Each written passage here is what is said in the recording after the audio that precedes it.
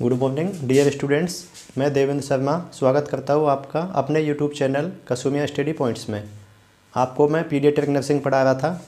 Last class में हमने discuss किया था पीडियाट्रिक्स इंट्रोडक्शन और नॉर्मल बर्थ वेट है, नॉर्मल हाइट, इसके बारे में हमने बताया था। आज हम डिस्कस करेंगे MUSC mid upper arm circumference, head circumference. आज हम डिस्कस करेंगे MUSC और आपका नॉर्मल हेड सर्कमफेरेंस है, बाकी है साकेट टैप है और आपका ग्रोथ चार्ट है आपका। और इसके अलावा हम आपके जो एग्ज़ाम में क्वेश्चन बनता है टीथ को लेकर, नॉर्मल जो टीथ होते हैं बच्चे में, दूध के दांत होते हैं, परमानेंट टीथ जो होते हैं, उनके बारे में आज हम डिस्कस करेंगे। तो हम चलते हैं MUSC पर। कल भी हमने आपको MUSC के बारे में बताया था, मिड अपर आर्म सर्कमफेरेंस। कल भी हमने आपको MUSC के बारे में बताया था, mid upper arm circumference, mid upper arm circumference. इसकी फुल फॉर्म को लेके क्वेश्चन बनता है एग्जाम में। बाकी क्वेश्चन आता है कि मिड अपर आर्म सर्कमफेरेंस को कैसे मेजर किया जाता है, किससे मेजर किया जाता है। तो इसको मेजर किया जाता है साकेट टैप से। एग्जाम में आपका क्वेश्चन बनता है साकेट टैप से किसको मेजर किया जाता है, तो मिड अपर आर्म सर्कमफेरेंस को साकेट टैप के द्वारा मेजर किया जाता है। इसकी कुछ रेंज होती है, जैसे एट बर्थ MUSC कितना होता है, MUSC कितना होता है एट बर्थ पर, तो ये आपका होता है 9 to 11 सेंटीमीटर एट बर्थ। इसके बाद 1 ईयर पर वन ईयर MUSC आपका कितना हुआ, तो ये होता है आपका 1 ईयर पर MUSC आपका होगा 11 से 16 सेंटीमीटर। सेकंड आपका क्वेश्चन बन गया, एक तो क्वेश्चन आपका बना 1 ईयर एट बर्थ पर कितना MUSC हुआ, 9 से 11 सेंटीमीटर। सेकंड आपका 1 ईयर पर 11 से 16 सेंटीमीटर। अब हम साकेट टैप की बात कर रहे थे कि MUSC इससे मेजर किया जाता है, तो साकेट टैप की कुछ रेंज है, इसको हम शॉर्ट से आप याद कर सकते हैं G/R। इससे आपको याद रखना है, G मतलब ग्रीन, Y मतलब येलो, R मतलब रेड। ये आपने साकेट टैप बचपन में देखा होगा, आंगनबाड़ी के पास में आता है, उसको हम यहाँ पे आर्म पर बांध करके देखते थे। आपको भी याद आ जाएगा जैसे ही बताएंगे। तो ग्रीन, इसमें कुछ रेंज होती है, आपको ऐसे याद रखना 13.5, 12.5, 12.5, मतलब मोर देन 30.5, 12.5 और 12.5 से कम। ये आपको वैल्यू याद रखनी है इसकी। मतलब आपको समझ में आया कि यदि MUSC आपका आ रहा है 13.5 से ज़्यादा, मोर देन 13.5, तो ये आपका होगा नॉर्मल MUSC।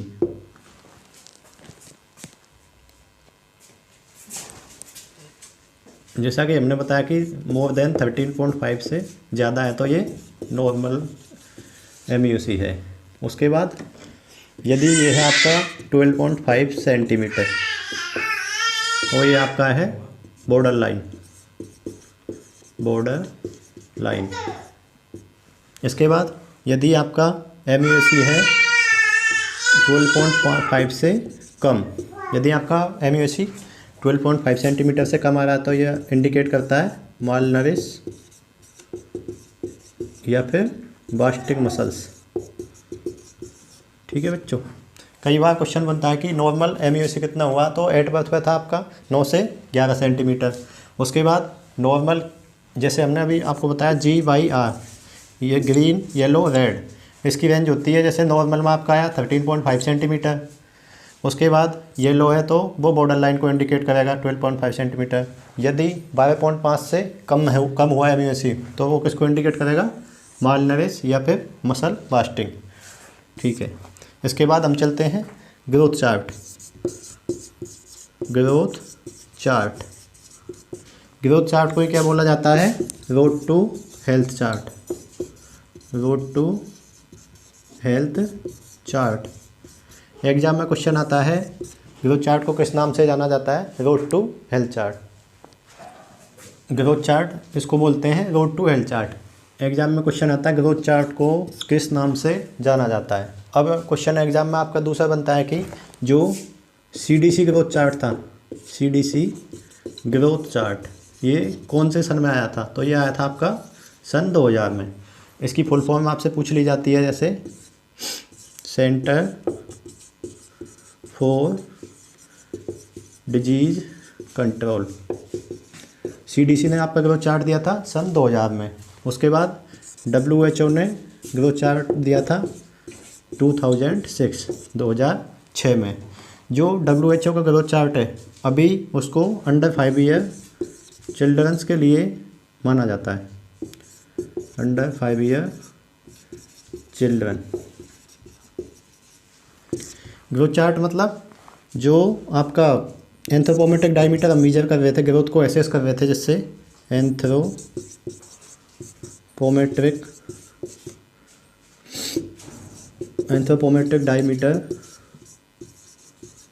डायमीटर को जो ग्राफिकल रिप्रेजेंटेशन करते हैं, उसका ग्राफिकल रिप्रेजेंटेशन करते हैं, उसको बोलते हैं ग्रोथ चार्ट। मतलब जो भी हम ग्रोथ को एसेस कर रहे थे, जैसे वेट है आपका, केजी है, हेड सर्कम्फेरेंस है, चेस्ट सर्कम्फेरेंस है, इसको हम किससे मेजर करते थे? एंथ्रोपोमेट्रिक डायमीटर से। और उसका ग्राफिकल रिप्रेजेंटेशन करना क्या बोलता है? ग्रोथ चार्ट कहा जाता है।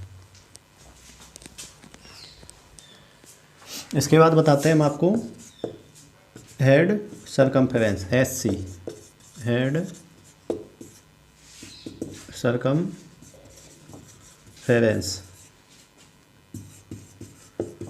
नॉर्मल हेड सर्कम्फेरेंस न्यूबॉर्न की एट बर्थ होती है less than 3 centimetre of CC। मतलब चेस्ट सर्कम्फेरेंस जो था न्यूबॉर्न का, उससे 3 सेंटीमीटर कम होगा। ठीक है,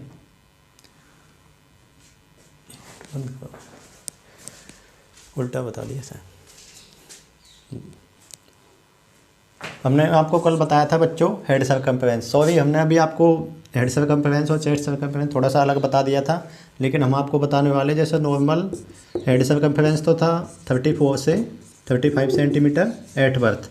इसके बाद जो चेस्ट सर्कम्फेरेंस आता है CC, चेस्ट सर्कम्फेरेंस, ये होता है आपका less than 3 centimetre of chest head circumference.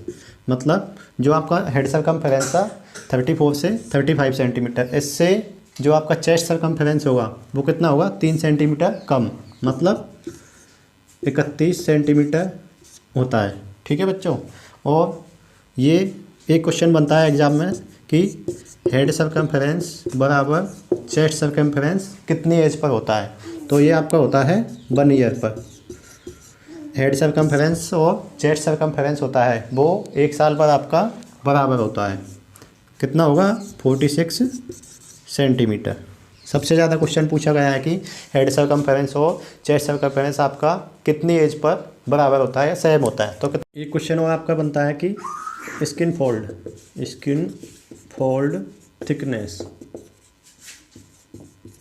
Fold thickness को किससे मेजर किया जाता है?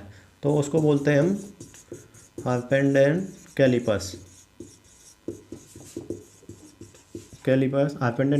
या फिर उसको लेंग्स नाम से जाना जाता है। जैसे हम ग्रोथ को असेस कर रहे थे, केजी में भी असेस कर रहे थे, उसको वेट मशीन से करते हैं, ऐसे ही स्किन फोल्ड थिकनेस को हम किससे मेजर करते हैं? हार्पेंड एंड कैलिपर्स या फिर लेंग्स से। और एक क्वेश्चन एक और बनता है इसके अलावा, most popular skin fold thickness कौन सी होती है? Most popular skin fold thickness कौन सी होती है? तो ये आपका इसका आंसर होगा राइट,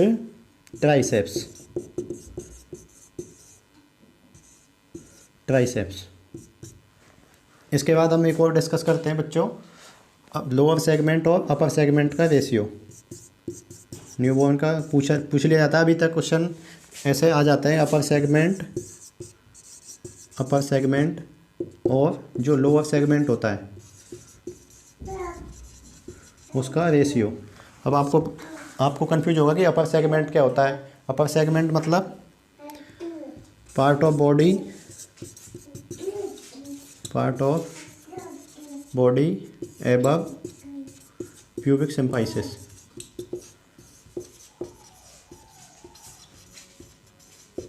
मतलब जो अपर सेगमेंट होगा वो part of body above pubic symphysis, ठीक है बच्चों। और लोअर सेगमेंट का होगा part of body below pubic symphysis.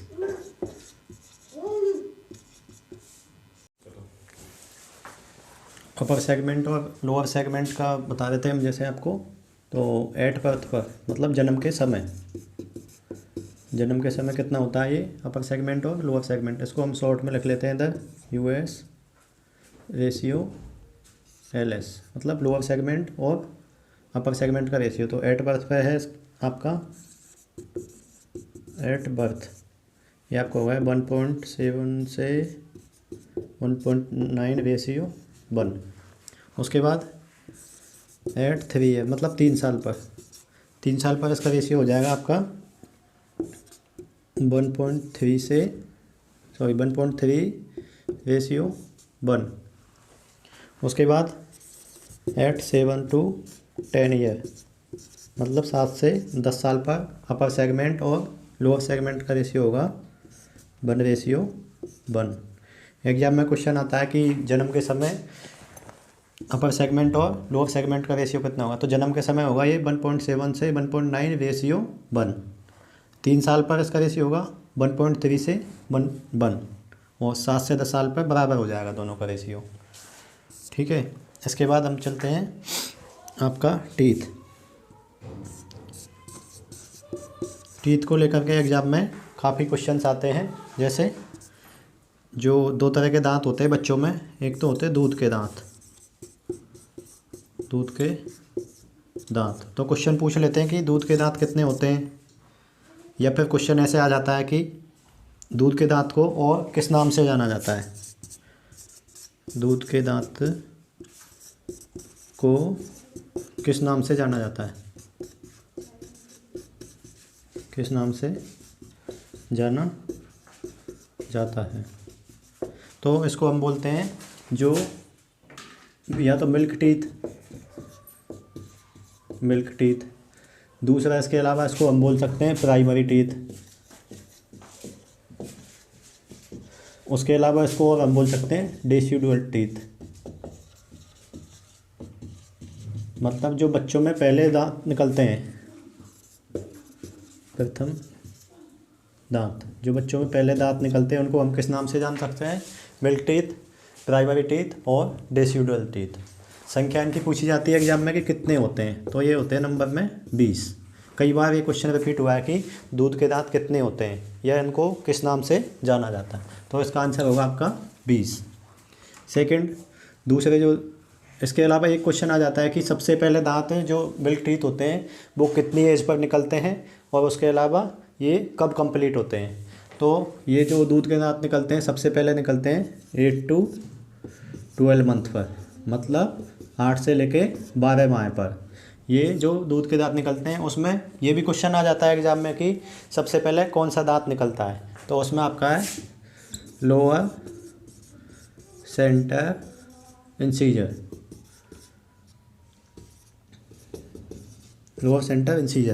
और ये दूध के दांत जो 8 से 12 मंथ पे पहला दांत निकलता है बच्चों में, उसके बाद ये जो कंप्लीट होते हैं, जो दूध के दांत होते हैं, ये 2.5 साल पर कंप्लीट हो जाते हैं, ठीक है। उसके अलावा क्वेश्चन बनता है आपके नेक्स्ट उसमें कि जो दूसरे दूध के दांत जो परमानेंट टीथ होते हैं, स्थायी दांत होते हैं, स्थायी दांत या फिर आपका परमानेंट टीथ,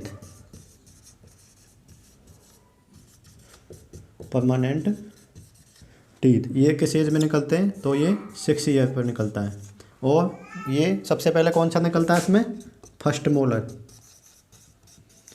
अगली क्लास में हम आपको ये भी बताएंगे कि जो टीथ का फॉर्मूला है उसके बारे में बताएंगे तो आपको ये भी पता लग जाएगा कि सेंटर इंसीजर है या मोलर है, प्री मोलर है, ये सब आपको आने वाली क्लास में बताएंगे। तो आपका जो स्थायी दांत होता है, परमानेंट टीथ होता है, वो कब निकलना स्टार्ट होता है? 6 साल की उम्र पर। और सबसे पहले कौन सा निकलता है उसमें? First molar. ठीक है बच्चों, मतलब बुद्धिमता के दांत बोलते हैं ना कि बुद्धि आ गई या अकल डाढ़, या फिर अकल डाढ़। ये कितनी उम्र पर निकलती है अकल डाढ़? तो ये आपका 17 से 22 साल। जो दूध के दांत निकलते हैं ना, बुद्धि वाले दांत, जो अकल डाढ़ आती है, बोलते हैं अकल आने लग गई, तो वो किस उम्र में आती है? 17 से 22 साल पर। उसके अलावा एक इम्पॉर्टेंट क्वेश्चन आपका एग्जाम में बनता है बच्चों कि ये जो होता है ब्रेन का डेवलपमेंट, जो ब्रेन होता है न्यूबॉर्न का, बच्चे का दिमाग होता है, ब्रेन डेवलपमेंट कितनी उम्र पर बहुत अच्छे से होता है?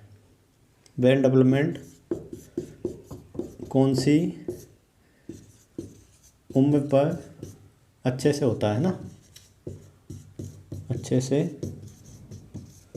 होता है। तो ये जो फर्स्ट 2 ईयर ऑफ लाइफ है आपका, फर्स्ट 2 ईयर ऑफ लाइफ, मतलब जो बचपन के 2 साल है शुरू के, उसमें ब्रेन का डेवलपमेंट बहुत अच्छे से होता है। तो जैसे एट बर्थ पर ब्रेन का डेवलपमेंट है, जन्म के समय ये 36% तक हो जाता है, कि ब्रेन का डेवलपमेंट जन्म के समय 36% तक हो जाता है। उसके बाद एट 1 ईयर पर ये लगभग 72% तक ब्रेन का डेवलपमेंट हो जाता है न्यू बच्चे में।